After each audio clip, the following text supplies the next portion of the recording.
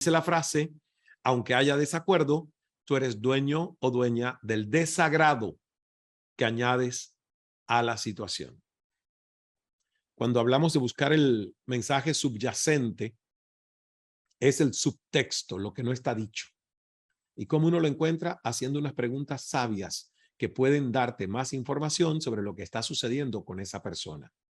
Si tu relación o trabajo con tu familiar o compañero de trabajo conflictivo son interdependientes, asegúrate de cumplir con tus compromisos y tus plazos.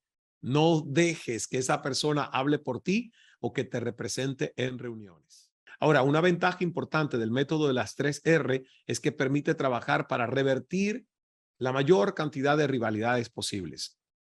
Y ahora sí que terminada la anécdota y con toda esta explicación, yo quiero aplicar, como decimos en Cal Speaking Academy nivel 1, un giro y enganche, que es hacernos una pregunta y hacer la historia de Clendenin y de Gunning, la historia de todos nosotros.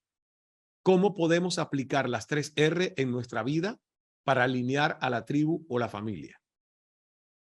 ¿Cómo podemos? ¿Verdad? Por ejemplo, ¿ustedes recuerdan los días donde éramos estudiantes universitarios o estudiantes en un college o lo que sea que hayamos estudiado?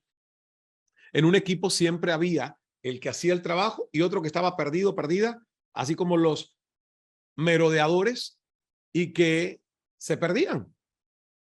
Y aunque esta foto no es de la secundaria o la universidad, pero ¿quién recuerda esto, no?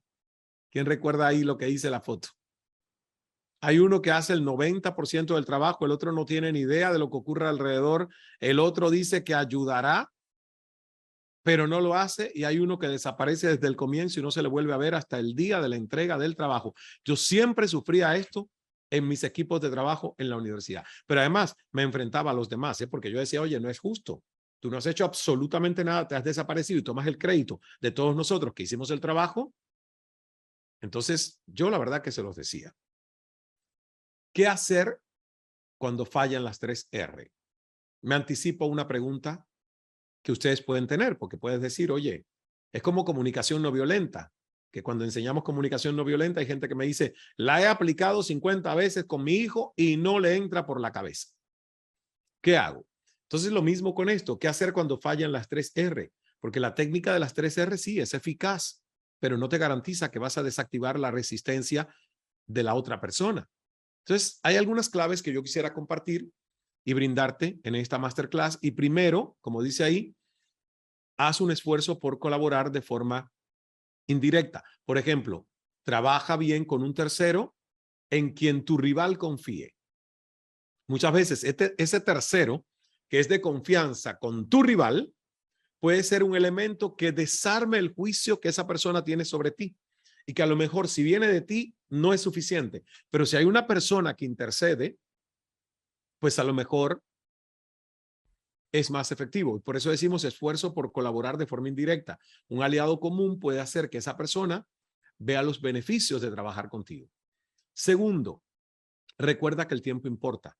¿Qué quiere decir esto? Las personas en posiciones de poder necesitan una razón para interactuar. Y este fue efectivamente el caso de John Clendenin en la gestión del inventario de los vicepresidentes de Xerox. Porque tras el primer rechazo, él fue capaz de presentar de nuevo su idea cuando el director ejecutivo pidió una nueva estrategia. Y tercero, hay que darse cuenta de cuándo hay que buscar en otra parte. Cuándo hay que buscar en otra parte, porque a veces el esfuerzo necesario para revertir una rivalidad es tan grande y las rentabilidades son tan bajas para ti, para tu empresa, que es mejor que inviertas tus recursos en otra relación. Y eso es lo que siempre yo me pregunto. Digo, ¿vale la pena? Quiero rescatar porque en esencia siento que esta persona es una buena persona y que sí quiero tenerla a mi lado. Porque créanme que cuando descubro que hay una falta de integridad y que la persona no es una buena persona, ni siquiera intento redireccionar, que es el paso número 1. Entonces, todo esto está basándose en el entendimiento compasivo de que tú tienes el beneficio de la duda de que esa persona realmente está equivocada y que puedes convencerla a unir fuerzas contigo. Pero si no tienes ni siquiera ese convencimiento, Yo creo que hay que darse cuenta de cuándo hay que buscar en otra parte y permitirle a esa persona o permitirte a ti regalarle un regalo que es maravilloso, que es el regalo del adiós. El regalo del adiós. Y si se escapa de las manos la conducta de algún miembro de tu tribu, bueno, pues hay que preguntarse cómo tratar con personas pasivo-agresivas, ¿no? Porque hay personas, y esto es interesante saberlo, hay personas que son agresivas y son abiertas. Y hay personas que no son abiertas y son pasivo-agresivas. Entonces, si en una reunión familiar un miembro de la familia se compromete a hacer algo, pero luego hace lo contrario, ahí yo creo que tenemos que ver qué pasa. Se cruzan en algunos encuentros sociales, no te saluda, pero cuando le pides hablar con él o con ella sobre esto, repite que no pasa nada, que el problema está en tu cabeza, pero a tus espaldas se sigue tornando hostil o sus comentarios o reacciones. Yo creo que es muy frustrante compartir con alguien que tiene una conducta pasivo-agresiva. ¿Qué haces tú? ¿Abordas el problema de forma directa? ¿Intentas ignorarlo?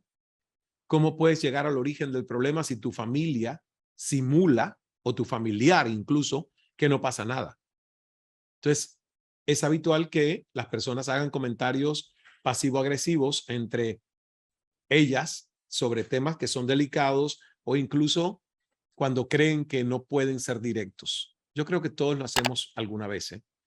Parte de ser humanos. Pero el comportamiento pasivo-agresivo persistente, ya ese es un tema distinto, porque no es ocasional, es persistente. Es cuando tú dices, me tienen montada una campaña o le han montado a fulanito una campaña. Y aquí se ve que esto es con premeditación y sostenido en el tiempo. Entonces, estas son ya personas que a menudo hacen cualquier cosa para conseguir lo que necesitan, incluso mentir. Incluso mentir. Y en estos casos hay que tomar precauciones concretas que te ayuden. Yo diría que primero, vamos a cambiar la página, porfa. No te dejes engañar. No te dejes engañar. Cuando tu compañero de trabajo finge que no pasa nada o te acusa de exagerar, es difícil no molestarse, pero en estas situaciones no puedes usar sus mismas armas. Haz todo lo posible para mantener tu fuerza serena. Quizás la otra persona busque que te enfades para que parezcas tú el culpable o justificar tu desahogo como una forma de liberar ansiedad. Y probablemente dar una respuesta emocional te hará parecer y sentirte como un tonto.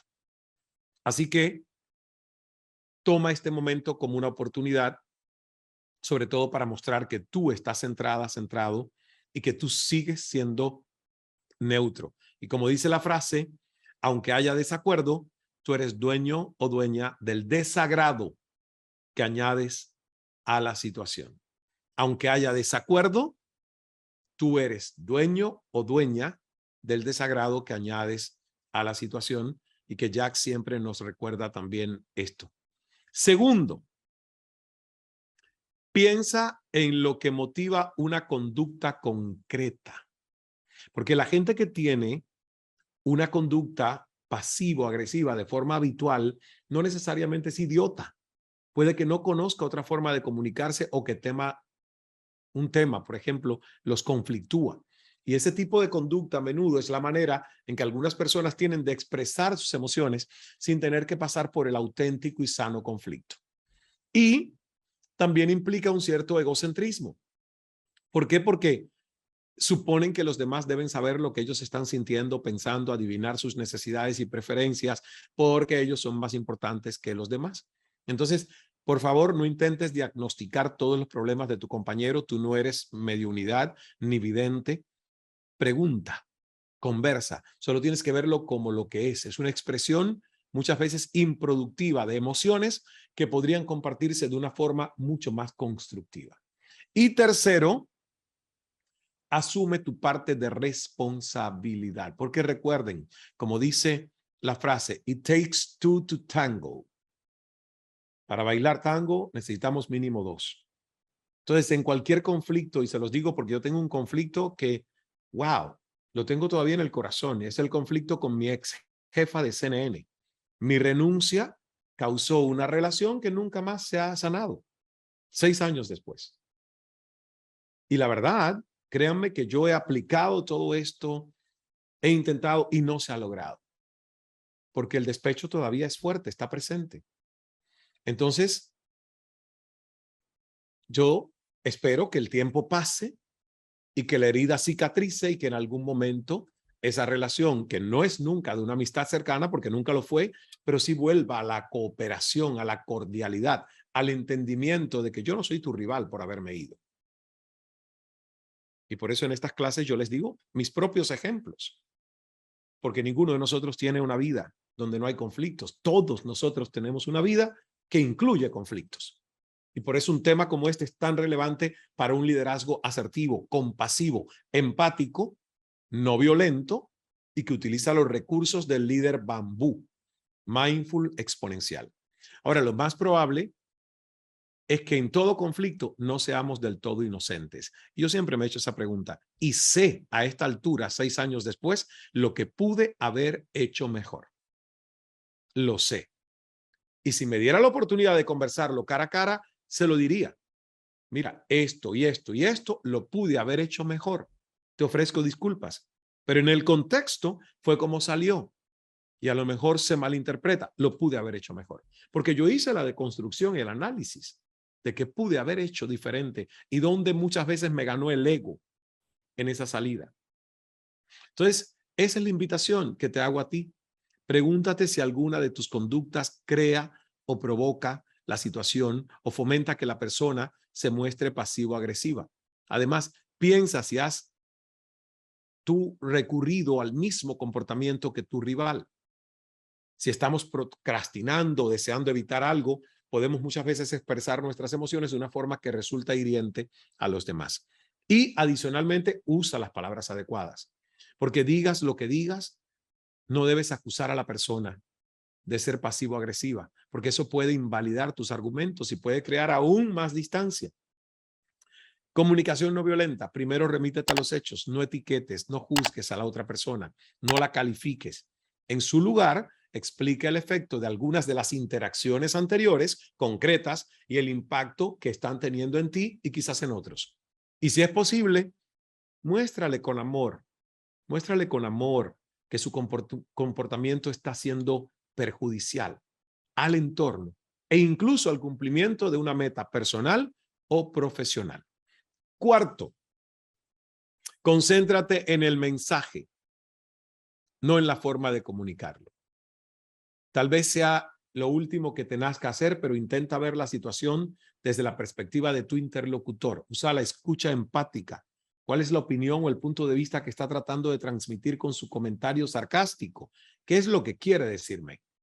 Analiza qué está tratando de compartir contigo. Y si tú puedes centrarte en el mensaje que genera la preocupación o en la pregunta subyacente de esa persona, en lugar de la forma en la que la expresó, entonces vas a poder con mayor neutralidad abordar el problema real. Cuando hablamos de buscar el mensaje subyacente, es el subtexto, lo que no está dicho. ¿Y cómo uno lo encuentra? Haciendo unas preguntas sabias que pueden darte más información sobre lo que está sucediendo con esa persona. Y por último, apóyate. Apóyate en otras personas y ya lo habíamos dicho en la fase que habíamos visto de las 3R, que muchas veces te puedes apoyar en alguien que sea más cercano a tu rival, ¿verdad? Aún esa parte todavía no me ha funcionado con el conflicto que les acabo de mencionar. Así que aún utilizando esa persona más cerca de ella, todavía no lo he logrado. Pero no pierdo las esperanzas, no pierdo las esperanzas. Apóyate en otras personas, porque no tienes que lidiar solo con esa situación. Es una buena idea comentar lo que está ocurriendo con otras personas y tener aliados sin generar bandos. Eso sí, ¿eh? Cuidado con generar bandos dentro de la familia, del equipo, porque no son positivos. Asegúrate de poner en contexto cuáles son tus discusiones y así de una forma muy constructiva tú vas a mejorar la relación para que la conversación no se convierta en un simple chismorreo o más bien en una crítica a un tercero. especialmente en estas situaciones que pueden ser extremas, pues buscar la ayuda de alguien que escuche a ambos. O sea, a mí me encanta cuando tenemos relaciones tensas, buscar a un tercero, la figura de un observador consciente. Jack ha sido en varias ocasiones para mí ese observador consciente neutral que yo llamo y le digo, Jack, por favor, participa, sé árbitro, sé moderador, yo sé que eres justo, escucha a las partes y interviene. Y la verdad que lo ha hecho. Entonces, en caso de extremos, vamos a ponerle un poquito de humor a esto. En caso de extremos y que todo lo anterior de lo dicho en esta clase no te funcione, te recomiendo, si tu relación o trabajo con tu familiar o compañero de trabajo conflictivo son interdependientes, asegúrate de cumplir con tus compromisos y tus plazos. No dejes que esa persona hable por ti o que te represente en reuniones. Y eso sí, después de una reunión, documenta, escribe los acuerdos y los próximos pasos. Asegúrate de tener respaldo de tus decisiones y de tus acciones. Y yo también creo que debes recomendar que, que te recomiendo también que evites compartir o trabajar con esa persona y que mantengas el mínimo contacto, porque si tienes que compartir con esa persona, por favor, hazlo dentro de un grupo donde es probable que tengas un mejor desenlace y que esa persona tenga un mejor comportamiento. Entonces, probablemente no podrás romper sus hábitos pasivo-agresivos, pero podrás controlar tu reacción ante cualquier incidente. Y recuerda que nosotros todos somos seres humanos. El conflicto es un asunto de personas. Quien no quiera tener conflictos, por favor, que no aspire a dirigir a nadie, porque yo me he dado cuenta que cuando tú eres líder y diriges personas, tienes que abrazar el conflicto. Tienes que entender que el conflicto es natural porque los seres humanos somos complejos y cada uno tiene una percepción del mundo. Entonces, el conflicto es un asunto de personas que involucra algún tipo de desacuerdo entre personas, familia, equipos. Y todos tenemos diferentes necesidades y deseos, aspiraciones y motivaciones. Y yo creo que hay cierta inevitabilidad en que el conflicto ocurra. Y eso tiene mucho que ver con nuestras habilidades de gestión o comunicación, con los entornos de trabajo que a veces son deficientes, con el tema de la capacitación en inteligencia emocional que no nos dieron, con la intimidación que todavía ocurre en muchos de nuestros entornos. Y lo interesante es que uno tiene que proteger su energía.